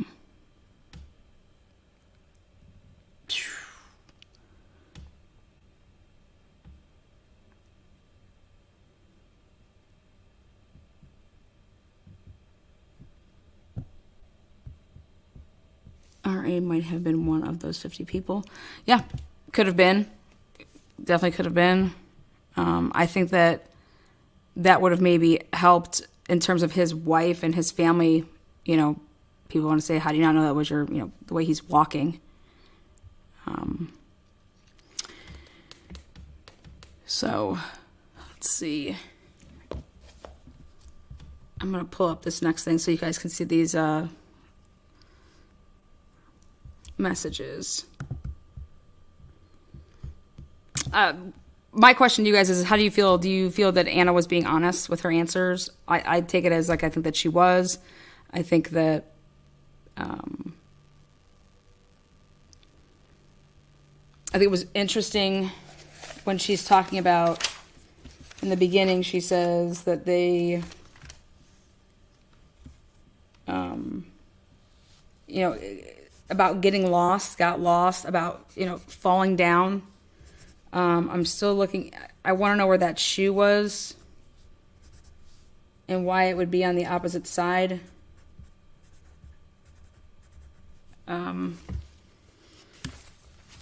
But yeah, she said some interesting things. The DNA, I believe that there's going to be DNA. I think there's going to be, you know, multiple DNAs, and obviously family. And she kind of already gave us like a heads up as to why. Family members who she lives with.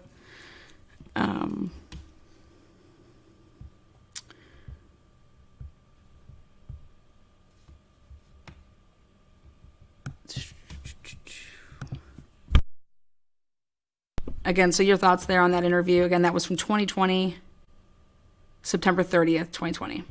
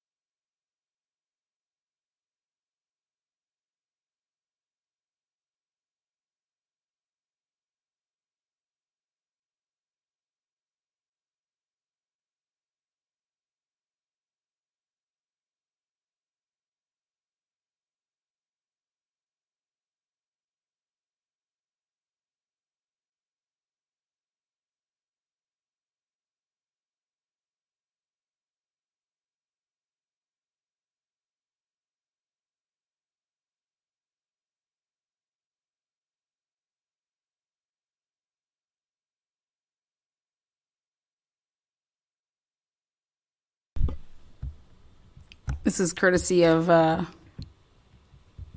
be linked down below. You can watch it all in its entirety. It's a video that Zavgirl put together, but if you could see the name up here. Placed there on the ground like a doll, hood up, hands folded, wearing the same clothes as the pic from the bridge. That's his So name. the next one I want to read to you. So when this is leaked, this one. let me So grab it says this David, one more which time. says that David Erskine, one of the guys that first found the girls. So it says, David, you told me.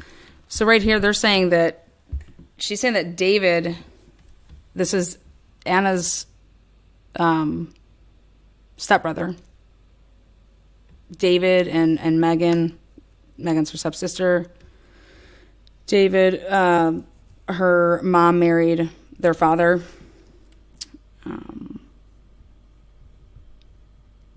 So this is what Anna is referring. This is what the questions were about that. This is it. Posts like So it's as you can see, the person that turned this in, it's obviously not David's, because his name wouldn't be up there. Not even close. Okay, so this is a sick rumor, and I'm sorry to have to show you this. Thanks for letting me know. No, that's not her nor Libby. Abby was placed there on the ground like a doll, hood, hands up, folded, wearing same clothes as the pic from the bridge.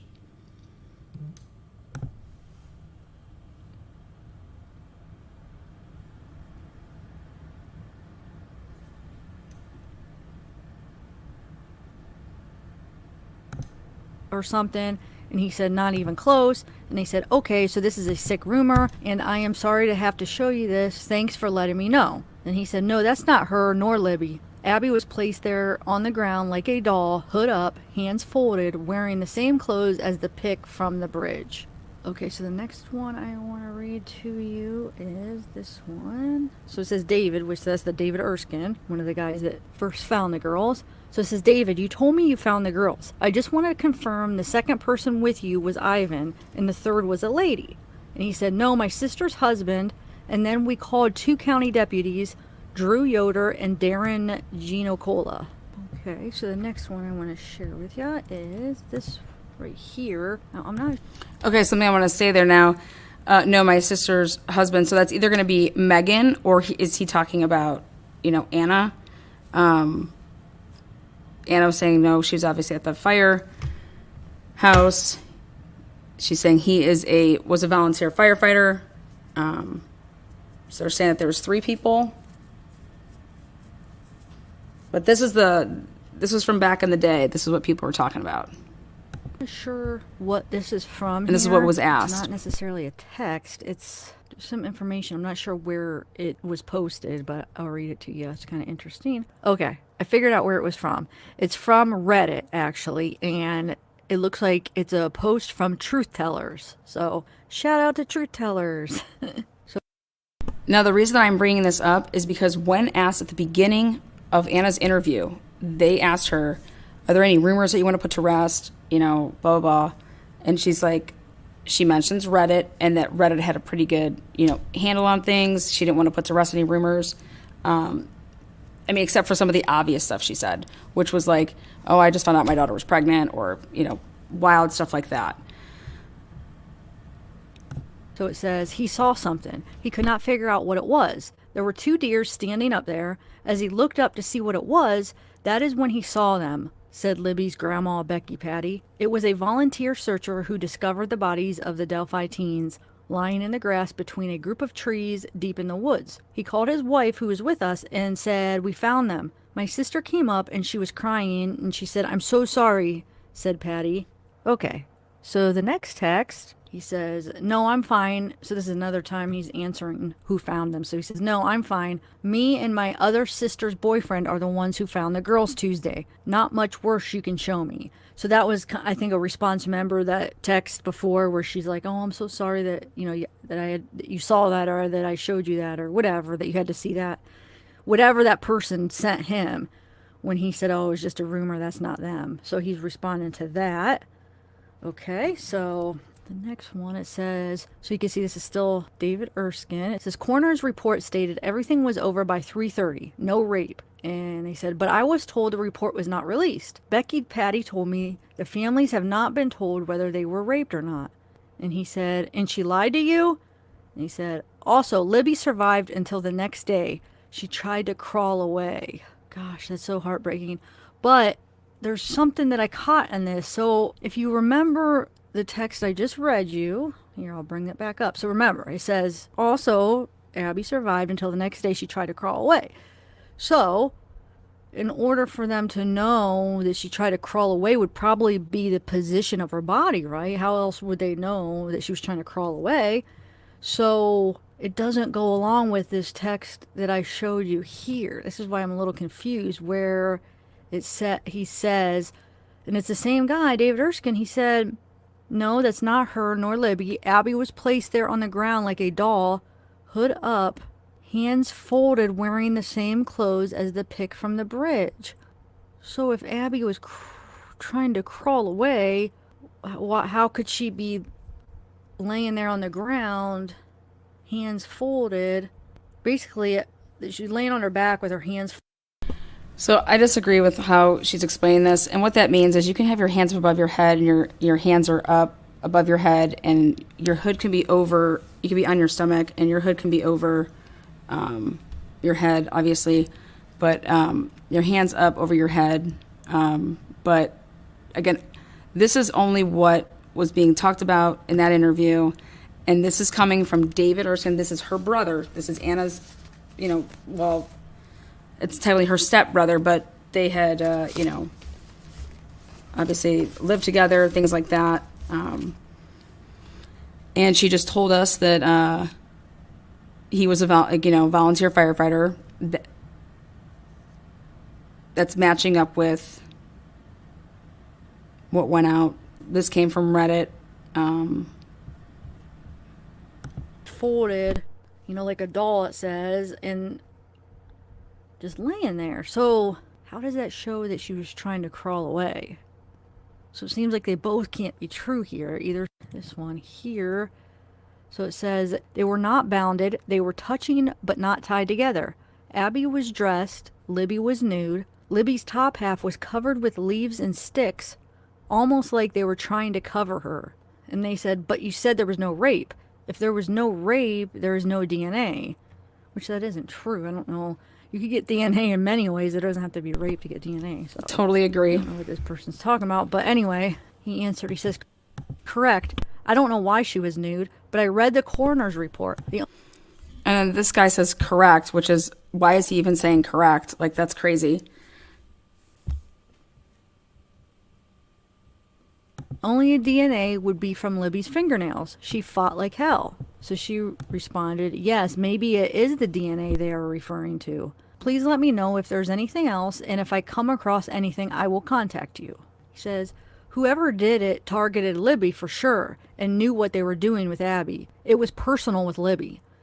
And they responded, yes, I heard Libby had most of the injuries, but it could be that she was trying to defend Abby. She was bigger. And he responded, Libby's head was an inch away from being taken completely off. Abby was stabbed in the heart and artery in her neck. Okay, so here's another message I found on Reddit. It's something that I've seen through many of sources about what the witnesses saw, like which witnesses saw the BG and how they described him and stuff. So I thought I'd read this one to you. I answered a question of yours earlier today. The witness that saw him leaving did not report the blue jacket. He only described the short-billed hat and the scarf, or whatever it was, over his lower face. When he saw Libby's first pic, he was sure, however, that was who he saw. He spoke only twice about what he saw, nearly 2 years ago, and would speak no more for whatever reason. So then it says, so did BG, Bridge Guy, ditch some clothing? That's a valid question. The early witness described him to law enforcement before she saw Libby's pics. Exactly like the pics, except the scarf. So what do you think, guys? Do you think Bridge Guy got rid of his jacket out there?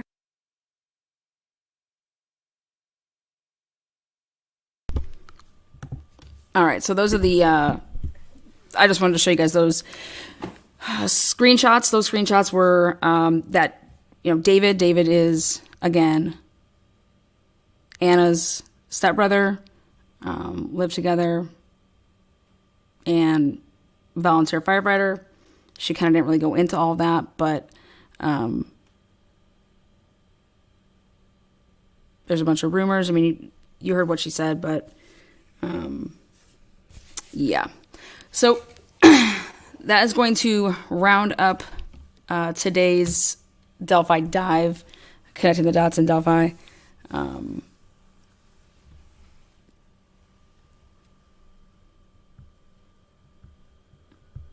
We will be back tomorrow night, and share this. Part 9 will be on Monday night, 8 p.m. Eastern Standard Time.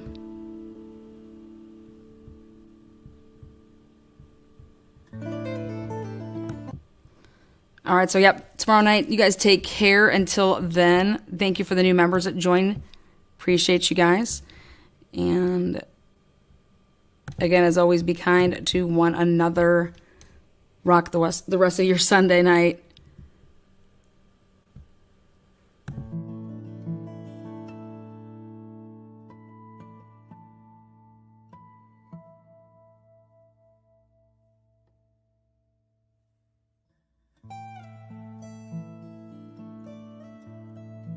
Today is not a day to celebrate, but the arrest of Richard M. Allen of Delphi on 2 counts of murder is sure a major step in leading to the conclusion of this long-term and complex investigation.